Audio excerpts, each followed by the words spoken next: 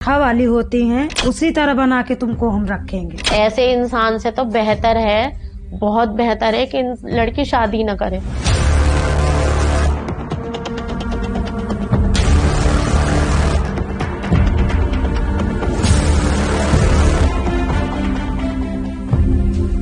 ये दर्द सिर्फ इन दो महिलाओं का नहीं है, इनके जैसी कई महिलाएं हर रोज ये मुसीबत झेल रही हैं। सख्त कानून होने के बावजूद कभी कॉल पर तो कभी व्हाट्सएप पर 3 तलाक बोलकर पलक झपकते ही रिश्ते चूर चूर कर दिए जाते हैं। अगर दोबारा साथ रहना हो तो उसके पहले हलाला जैसी भयावह प्रैक्टिस से गुजरना पड़ता है।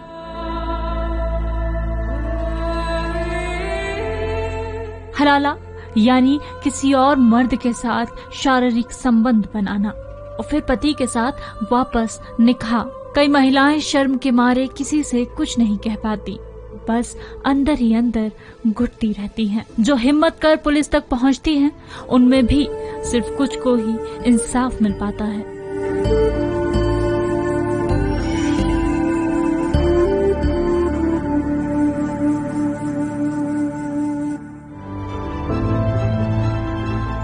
स्याह कहानियों की इस सीरीज ब्लैक बोर्ड में इन्हीं महिलाओं का दर्द जानने में पहुंची यूपी के रायबरेली। यहाँ मुलाकात हुई रजिया बानो से। पूरे गांव को इकट्ठा करके उन्होंने, हमारे पिताजी हमारे भाई सब वहाँ मौजूद थे, वहाँ से फोन करके फोन पे उन्होंने 3 बार तलाक बोल दिया। कोठा वाली होती हैं उसी तरह बना के तुमको हम रखेंगे, ऐसे ने बोला। तब हमने जाके दिमाग में ये सोच लिया कि अब इससे ज्यादा अपनी जिंदगी नरक नहीं बनाऊंगी। कितनी बार ये सब झेलना पड़ा और घर वालों को ये सब क्यों नहीं बताया? पूछने पर जवाब सुनिए। हलाला निकाह कराने के मतलब ये सब लेके 5 बार हो चुका, लेकिन मैं राजी नहीं थी कि मैं इसके साथ में हलाला करवाऊं। मैं मना करती, लेकिन जबरदस्ती उन्होंने डांट फटकार के कराते थे। हमारे घर वाले जब कभी जाते थे पास में बैठने नहीं देते, पीछे पीछे लगे रहते थे कि कोई बता न पाए, ऐसा न कर पाए, वैसा न कर पाए।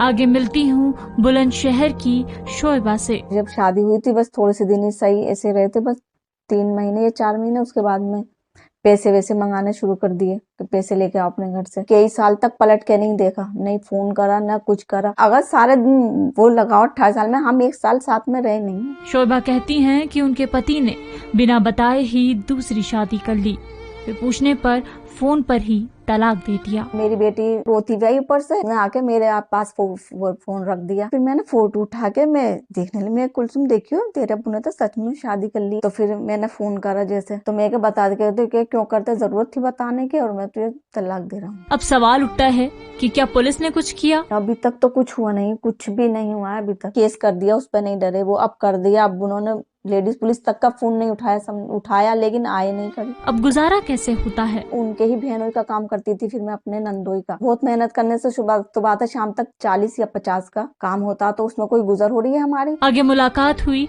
मेरठ की आशफिया से, जिनका एक वीडियो काफी वायरल हुआ था, जिसमें तलाक लेने के लिए उनके पति ने उन्हें बांधा और बेरहमी से पीटकर बदहवास हालत में छोड़ दिया। हमारे वो ये ना समाज में बोलते हैं इस तरीके के औरत को बर्दाश्त करना पड़ता है, आदमी चाहे कुछ भी करे। तो जरा सी भी कभी हमारी लड़ाई होती थी ना, उसने चीज बोली, तुम अगर इस चक्कर में हो कि मैं तुमसे इस तरीके से करूंगा या वैसे करूंगा, छोड़ दूंगा तुम्हें एकदम से। फिर उसने मेरे मुंह में कपड़ा ठूस के इतनी लातें बजाई मेरी कोक में, मेरे पेट में। 2 दिन तो ICU में रही हूँ। ऐसे इंसान से तो बेहतर है, बहुत बेहतर है कि लड़की शादी न करे। सख्त कानून के बावजूद ट्रिपल तलाक के इतने मामले क्यों सामने आते हैं? इस सवाल का जवाब मिलता है मुस्लिम विमेन एक्टिविस्ट सनीमा बेगम से। बराबर ट्रिपल तलाक के केसेस आ रहे हैं, और हम जब सवाल उठाते हैं, पूछते हैं ऐसे लोगों से, तो जवाब में ही मिलता क्या कर लेगी अदालत। रात में तलाक दिया, सुबह में बोल दिया कि हमें माफ कर दो और चलो मौलाना के पास फतवा लेने चल रहे हैं। अगर हलाला का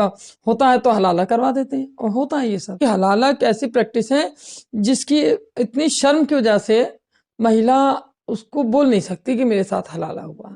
अगर 100 केस होते होंगे तो शायद 1 की पोल खुलती है। रोजाना न जाने कितनी ही महिलाएं ये दर्द झेलती हैं। वो शर्म से अपनी जान ले लेती हैं, तो कुछ जिंदा लाश बन जाती हैं, ताकि उनकी और उनके बच्चों की इज्जत बची रहे।